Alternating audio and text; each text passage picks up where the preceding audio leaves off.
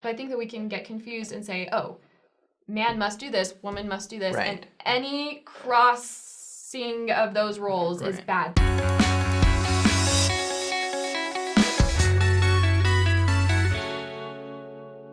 Hey guys, welcome back to another episode where Sam gets to run her mouth. And they're good episodes. Why are you acting like ashamed? This is exciting. I love good. Well, okay, I was telling some of my friends and family about the chance that everyone, like you guys, have given me to talk about these things that are really important to me, and we're just very saying, kind and gracious.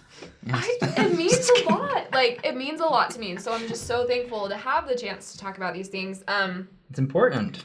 While it's kind of impossible to talk about these topics perfectly where everyone ends up being happy, it's important to at least like start it and to start these conversations. Right. So without further ado, let me introduce the topic. We're going to talk about women in the workforce, and particularly within the Church of Jesus Christ of Latter-day Saints, some of the history, some of the traditions, and some of the things that women are facing that we probably need to do a better job of trying to overcome in our culture. So something really cool is that Utah women in the 1800s and early 1900s were some of the most, if not the most proactive leaders that started a wave of suffrage for women in the United States. So cool. You would think that the older church people would be very not into that. Right. Like, your place is in making babies, you know? But like, I feel like if you understand your relationship with God and what he wants for you, you'll understand that there's no just do this, that, you know, like he wants you to develop whatever your talents are and be who you want to be. And absolutely. And honestly, lots of prophets have spoken about the importance of women and their pivotal roles within the church, within the home, within their communities. But unfortunately, there has been a trend, primarily, I would say, like post-World War II, like post-war, post-suffrage, where there was a really, really big pressure and emphasis placed on women that their primary place was in the home. Right. And I can really relate to this, and I can share a little bit of my story. So I grew up in a really small rural community. I was not introduced to or exposed to a whole lot of working women in my upbringing at all. I don't think I met any women who had successful, lucrative, full-time careers. And I come from a family where on both sides, grandma's great-grandma stayed home and my mom stayed home. And I have benefited so greatly from my mom's loving care and attention, and just, I love my mom, but that's the path that they all chose. Right. Which isn't good or bad. I mean, that just means that's the only example you were exposed to. But that's all I had. Right. And so I can honestly say that I culturally was never really raised with the idea that I was gonna go to college and like really pursue a full-time career. And that's not because anyone was trying to be sexist or hold me back. It just was. I always felt that I was going to go to college. That's something I was raised with. But I felt that I was probably going to go to school and meet someone and get a degree where I could probably work like part-time with the potential of maybe like hopping back into that field after raising kids for a decade or two. Sure. There are some interesting statistics. In 2013, 25% of Mormon women had full-time employment compared to the national average, which is 39%. However, there are more Mormon women who work part-time than the national average, so it kind of does level out that Mormon women are working the same amount as women like nationally. However, it is kind of interesting that full-time work just isn't as prevalent in our culture. And some of the rhetoric that was taught in young women's was that having a career really is a fallback plan. Like, you go to school, you get your degree, you get your education so that you can be well-rounded, so that you can teach your children, and that you have a fallback. Because you're pregnant with babies. Yes. And that you have an option, like let's say that your husband dies, and that was... Sure. Those were the exact words used in young women's. If your husband dies, you have something that you can fall back on to provide for your family. Thank goodness you prepared, you know? Yeah. I watched a really long seminary video about this when I was like 16 or 17. This was not that long ago, where there was a seminary video about this girl that goes into the attic. She discovers her mom's like diplomas, and she's like, Mom, why'd you give it up? She's like, I found something better. You know, and she's like, which was raising you. And she's like, but I always had the option of, let's say something happens to your dad, I can always go back. So that wasn't weird to me at the time. I was like, oh yeah, like being a mom is like the best thing that can happen, which, I mean, yes, it is. Like, it's fantastic, but we are taught that you can't do both. That as it's your responsibility as a mom to be there, to be present. Not that you can't do both, that you shouldn't. Yeah. There's like a low key thing that like definitely. that if you choose anything other than 100% being a mom, that you're kind of choosing the wrong thing. And that's not my favorite. And some of this stems from fear. There have been some interesting statements made by church leaders, including a prophet, President Kimball. This is a quote that he said in 1973. He said, "The husband is expected to support his family, and only in an emergency should a wife secure outside employment. Her place is in the home, to build the home into a heaven of delight. I beg you, so this is important, could and should be bearing and rearing a family. Wives come home from the typewriter, the laundry, the nursing, come home from the factory, the cafe." So if you have a prophet that says that, and then obviously you want to follow the prophet, you want to be a good Mormon wife and mother, and you don't want to like pit your will against God's. But I think that this is definitely a prophet's opinion, and this was counsel that he believed was appropriate at the time, but this is, I believe, incorrect and damaging. I think, and it really bothers me that like not only does he say come home from any kind of career, the careers he lists.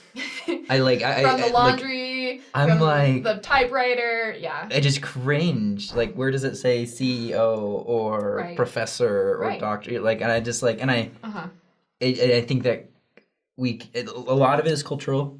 You know, like I don't think this is just a church problem, right? Like, this is like, so important. You know, like this worldwide cultural issue of women just not being given opportunities, or not even like just people not looking at it as an option. Right. So where do these philosophies even come from? Right. I think that we have a deep tradition of putting a man in this corner and a woman in this corner, and this is what men do and this is what women do. Men are traditionally supposed to be the providers and the protectors, and women are supposed to be the nurturers, right? And there's nothing wrong with that if that's what you want to do. Like men absolutely can provide and protect. Like women could actually absolutely like nurture. If your wife and your husband is like, I want to protect you, and you're like, okay, great, that's awesome. Right. But if you're a wife and you're like, I want to protect you, and your husband's like, cool, that's great too. Absolutely. And so if anything, that'd be cooler. Because women are tough. Men are weenies. It kind of stems also from, I just want to quickly touch on the family proclamation, which says, by divine design, fathers are to preside over their families in love and righteousness and are responsible to provide the necessities of life and protection for their families. Mothers are primarily responsible for the nurture of their children. In these sacred responsibilities, fathers and mothers are obligated to help one another as equal partners. So the verbiage of that, I think that's very powerful. What it's saying is that we need to provide for and protect and nurture kids. I think that's what it's saying. But I think that we can get confused and say, oh, man must do this, woman must do this, and any crossing of those roles is bad. That's not true. There's also not a lot of awareness and accommodations and options for new moms that have to breastfeed, and it's just a physical factor that is not talked about and not addressed.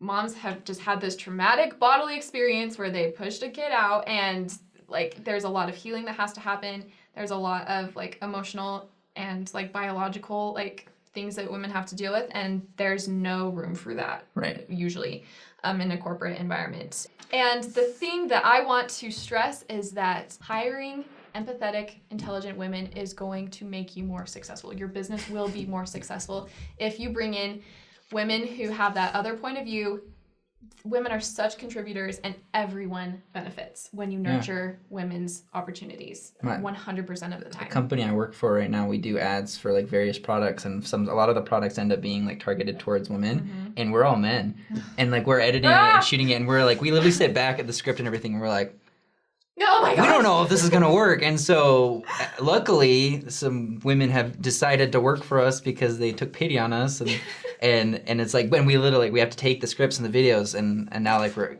hiring more women too, but like and we're growing, like it's just because we're growing, but it's really important. Because there's like so much. Everyone benefits when you include women in the conversation. Obviously there's exceptions, but okay, I wanted to talk a little bit about my experience meeting career women for the first time. I came to BYU, and obviously people are getting educations, and that's great, but they're students. And I went to this panel where there was this female CEO, and she started this company. That's cool. It's a baby moccasin company. Like, they do little baby shoes. They're cute. So cute. And like the Kardashians were buying them. It was like a big deal. She talked about work-life balance, and she said that she has a nanny come do homework and chores with kids, and then she comes home at night and she like hangs out and plays with them. And I remember that being so radical. Crazy. I'm like, what are you talking about? Like, she just goes to work and then she comes home and plays with them, and like the nanny does all that other stuff. Like, here's the thing. What we're trying to like share in this episode is that there isn't one right answer, and that like moms are smart, like women are smart. They are going to find a balance that works for them if they are given the opportunity to experiment with that balance. I don't know if that's true. I'm just kidding. It is. Like, no, it is some true. moms, it's like so wonderful that they get to stay home, and that's like where they want to be. And we need to nurture that and never mom shame stay-at-home moms, because it's freaking hard. Yeah. Like, it's like worthy and wonderful. And then some moms, they need, for mental health reasons, for sanity, for whatever, they need to have something that takes them out of the home so they can work. That's also wonderful. And like, we need to just understand that there is no one size fits all. And if this CEO mom is like, has a nanny and comes home and like plays Legos and like goes to bed, that's also fine. And there was another professor on this panel who, like, she makes a lot more money than her husband.